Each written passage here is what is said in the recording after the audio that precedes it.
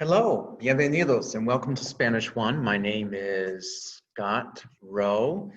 Students call me Senor or Senor Rowe, and I am going to be reading from my notes because I want to make sure that I'm not missing anything. In Spanish One, the class will learn how to express themselves in the present and future tenses. They will learn vocabulary that they need to know to talk about several topics. They start off learning how to introduce themselves, describing family, talking about school, classes they're taking.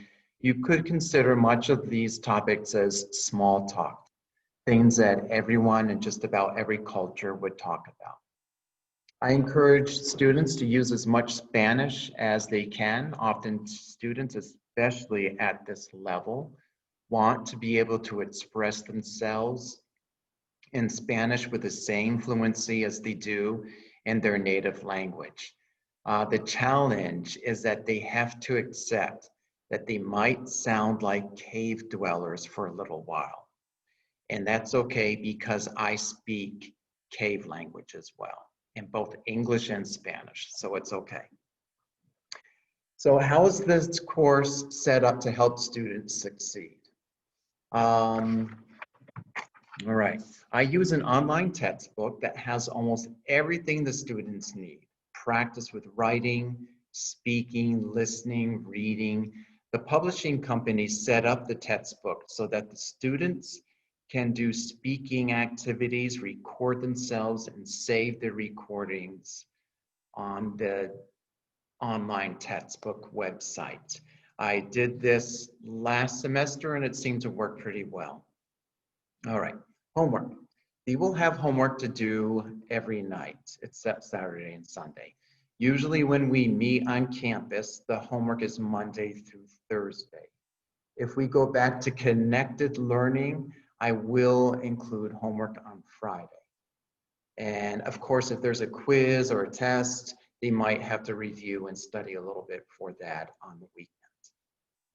I am not going to assign a lot of homework. I will post homework in Schoology and they will see that some practice is required. So the way I have it set up in Schoology is there's a pink folder that says, right now it says connected learning. And then there'll be a pink folder for on campus. And when the student clicks on that, they'll see links for different days that we are in class. Just click on that link and you'll get a list of the homework and also class notes. If I'm doing connected learning, I will put the class notes in there. If we're learning on campus, then they'll need to take notes, of course. Write them down. So for the homework, the way it works is that there's going to be required homework, and I'll have in parentheses in red required. And then there's going to be other assignments that's going to be labeled more practice. So if your child needs to practice more, they can practice more. Because sometimes parents or even students will say, what else can my child do to understand this? So that's it for homework. Let's see, grading.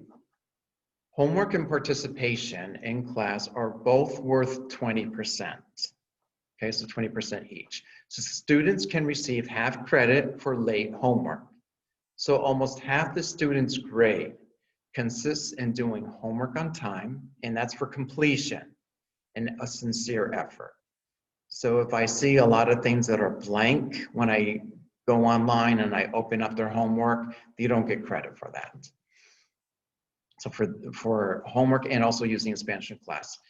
Not being on their cell phone, not that any teenager would ever do that during class. And being prepared for class and being willing to participate if I call on a student. Writing is a separate category and it's worth 10%. In Spanish 1, I use writing more as practice for smoothing out their grammar. So now we're up to 50% of the student's total grade. That's based on doing homework on time and participating in class and doing the writing assignments.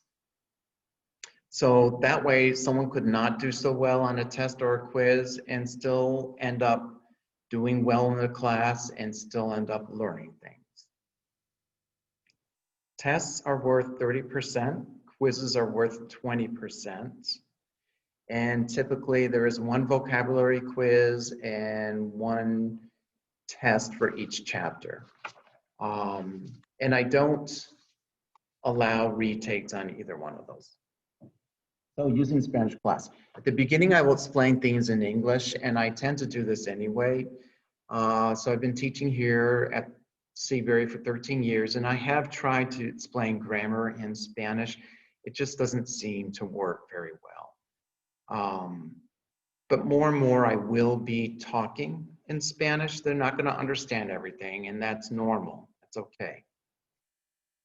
If I do get some pushback from a student, and I often do, then for me, it's an opportunity to help that student to express themselves in another way in Spanish, a more basic way. We're going back to caveman, cavewoman Spanish, and that's okay.